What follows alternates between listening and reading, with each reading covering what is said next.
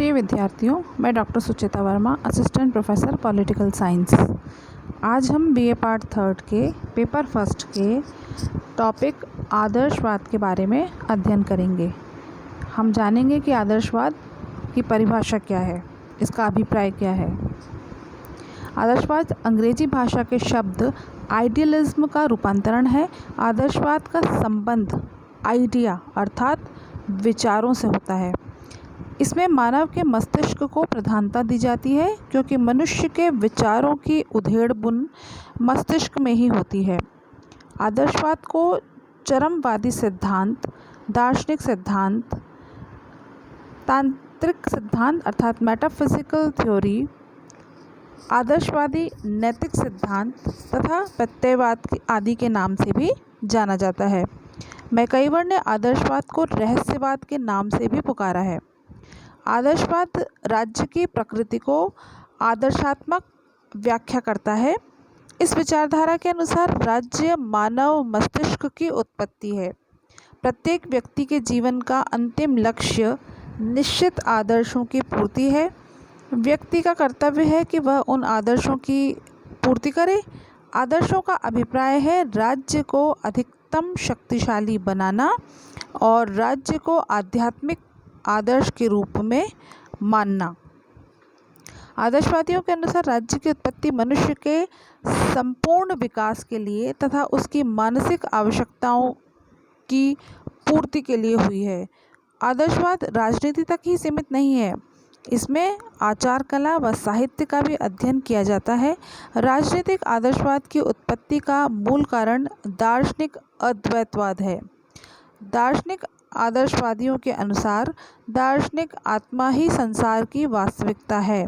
विश्व की अन्य वस्तुएं उसकी आत्मा की छाया है। नैतिक जगत में इसी आत्मा का प्रतिबिंब अनेक रूपों में पाया जाता है। आत्मा ही राज्य का आधार है। आदर्शवादियों ने राज्य की तुलना आत्मा से की है और मनुष्य और कहा है कि राज्य उसी प्रकार अमर है जिस प्रकार आत्मा। आत्मिक उन्नति के लिए मनुष्य हर संभव प्रयास करता है। आत्मोन्नति नैतिक कार्यों का ईमानदारी से पालन करने के पश्चात ही होती है। राज्य रूपी आत्मा की हर संभव उन्नति करने के लिए व्यक्तियों को नैतिक कार्य करने चाहिए। राज्य मनुष्य की परिपक्वता का प्रतीक है। आदर्शवाद एक नैतिक सिद्धांत है जो मनुष्य की नैतिक प्रकृति को अधिक महत्व प्रदान करते हुए राज्य को सभी नागरिकों का कल्याण करने वाली एक नैतिक संस्था के रूप में स्वीकार करता है। प्रमुख आदर्शवादी विचारक कांट, हीगल, ग्रीन और बोसांके थे। आदर्शवादियों का राजनीतिक दृष्टिकोण आध्यात्मिक विचारों पर आधारित है। इन्होंने राज्य की समस्याओं का दार्शनिक अवधारणा से अध्ययन किया है। आदर्शवादी मनुष्य को विवेकशील व आध्यात्मिक मानते हैं, क्योंकि मनुष्य के स्वभाव में व्यवहार में यही दो तत्व व्यापक और स्थायी हैं। आदर्शवादियों के अनुसार राज्य प्राकृतिक व स्वाभाविक संस्था है जो मनुष्य की आंतरिक मनोवृत्ति की अभिव्यक्ति है। राज्य मनुष्य का व्यापक रूप है। राज्य व व्यक्ति में कोई विरोध नहीं होता। राज्य एक नैतिक और आध्यात्मिक संस्था है। राज्य व्यक्तियों के बाह्य क्रियाकलापों पर नियंत्रण लगाते हुए व्यक्ति को नैतिक बनाता है। व्यक्ति को नैतिक बनाने के उद्देश्य से राज्य अधिकारपूर्वक व्यक्ति के समस्त कार्यों पर नियंत्रण लगा सकता है। राज्य के अधिकार और कार्यक्षेत्र असीमित हैं। व्यक्ति को राज्य के विरुद्ध कोई भी अधिकार प्राप्त नहीं हो सकता। व्यक्ति को नैतिकता और स्वतंत्रता राज्य के द्वारा ही प्रदान की जाती है और राज्य में रहकर ही व्यक्ति स्वतंत्र और नैतिक जीवन को जी सकता है। व्यक्ति को सर्वोत्तम नैतिक जीवन के ध्येय से राज्य की साधना करनी चाहिए। राज्य के अभाव में व्यक्ति अपने जीवन को सर्वोत्तम रूप से नैतिक नहीं बना सकता। राज्य साध्य है जबकि व्यक्ति साधन। राज्य व व्यक्ति के बीच शरीर और उसके अंग जैसा ही संबंध है।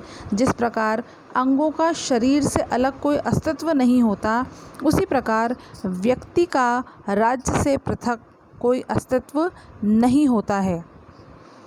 अब हम देखते हैं कि आदर्शवाद की ऐतिहासिक पृष्ठभूमि क्या थी। डॉक्टर आशीर्वादम के अनुसार चाहे उसका कोई भी नाम क्यों ना हो, आदर्शवादी परंपरा का इतिहास कहीं कहीं पर खंडित होते हुए भी बहुत लंबा है। आदर्शवादी विचारधारा अति प्राचीन है। उसके क्रमबद्ध विकास व इतिहास का वर्णन निम्नलिखित है। आदर्शवाद के प्रारंभिक विचार हमें प्लेटो व अरस्तु के चिंतन में पाए जाते हैं। प्लेटो को आदर्शवादियों का जनक माना जाता है, यानी कि फादर ऑफ ऑल आइडियलिस्ट। प्लेटो राज्य को सर्वश्रेष्ठ नैतिक संस्था मानते थे। प्लेटो के अनुसार मनुष्य एक सामाजिक प्राणी है और उसका संपूर्ण विकास राज्य में ही संभव है। अरस्तु का यह सूत्र है कि जो व्यक्ति सामाजिक प्राणी है, आदर्शवादी विचारधारा का आधारभूत सिद्धांत बन गया। राज्य मानव जीवन के विकास के लिए, जीवन की आवश्यकताओं की पूर्ति के लिए अनिवार्य व स्वाभाविक संस्था है। राज्य का प्रथम विकास मानव जीवन की आवश्यकताओं में ही निहित है। अरस्तु के अनुसार राज्य का उदय मानव जीवन की आवश्यकताओं की पूर्ति के लिए हुआ था, परंतु राज्य का अस्तित्व नैतिक जीवन की आवश्यकताओं को पूरा करने के लिए बना रहेगा। समाज ही मनुष्य को महत्व प्रदान करता है। समाज के अभाव में मनुष्य की कल्पना करना व्यर्थ है। प्लेटो और अरस्तु दोनों ही सामाजिक जीवन को आदर्श जीवन मानकर नैतिक प्रणाली में विश्वास करते हैं। प्लेटो के शब्दों में प्राचीन यूनानी व मध्ययुगीन चिंतन में भी राज्य के संबंध में नैतिक पुरुष की धारणा को स्वीकार किया जाता रहा है। भारत के प्राचीन विचारकों ने भी माना था कि राज्य के अभाव में व्यक्ति का जीवन संभव ही नहीं है।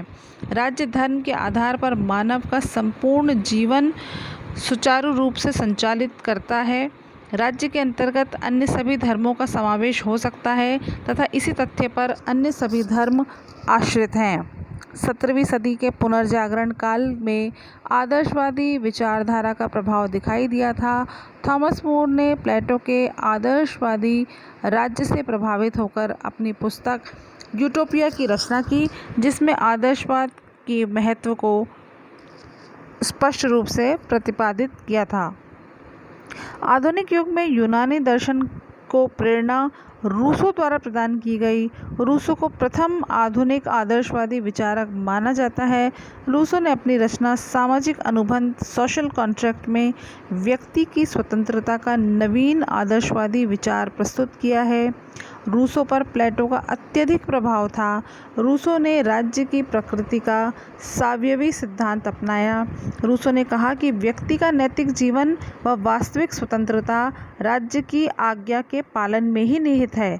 रूसो निरंकुश संप्रभुता का समर्थक था, लेकिन वह संप्रभु की इच्छा पर नैतिक सीमाएं भी रखना चाहता था। राज्य व व्यक्ति एक ही हैं। व्यक्ति का हित राज्य हित में निहित है। रूसो का मानना था कि केवल राज्य द्वारा ही व्यक्ति अपने व्यक्तित्व का संपूर्ण विकास कर सकता है। रूसो के इन विचारों का प्रभाव उसके समकालीन विचारकों पर भी पड़ा। रूसो के बाद जर्मनी में आदर्शवाद खूब फला फूला। इसी कारण जर्मनी को आदर्शवाद का घर भी कहा गया। जर्मनी में राष्ट्रीयता की विद्यमानता के पश्चात भी राष्ट्रीय राज्यों की कमी थी। जर्मनी की जनता राष्ट्रीय राज्यों की कमी के कारण असंतुष्ट थी। जर्मनी की जनता फ्रांस की क्रांति से प्रभावित थी।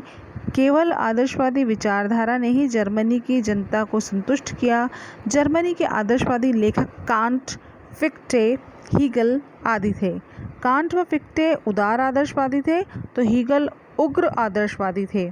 हीगल के अनुसार वास्तविक स्वतंत्रता राज्य की दास्तां में ही निहित है। ये सब आदर्शवादी थे। आदर्शवाद के जर्मन स्कूल के साथ इंग्लैंड में भी आदर्शवादी विचारधारा का प्रादुर्भाव हुआ, जिसे ऑक्सफोर्ड स्कूल के नाम से जाना जाता है। ब्रिटेन आदर्शवादी लेखकों में T.H. ग्रीन, जोसेफ ब्रैडले तथा बोसांके का स्थान महत्वपूर्ण है। ग्रीन का आदर्शवादी व्यक्तिवादी आदर्शवाद था। इंग्लैंड का आदर्शवाद उदारवाद था। अतः प्लेटो व अरस्तु से प्रारंभ होकर एक नन्हा सा आदर्शवादी बालक थॉमस मोर और रूसो की उंगली पकड़कर चलना सीखा तथा कांट, हीगल, ग्रीन, बोसांके की विचारधारा के सानिध्य में रहकर एक युवा आदर्शवादी व्यक्ति बन गया।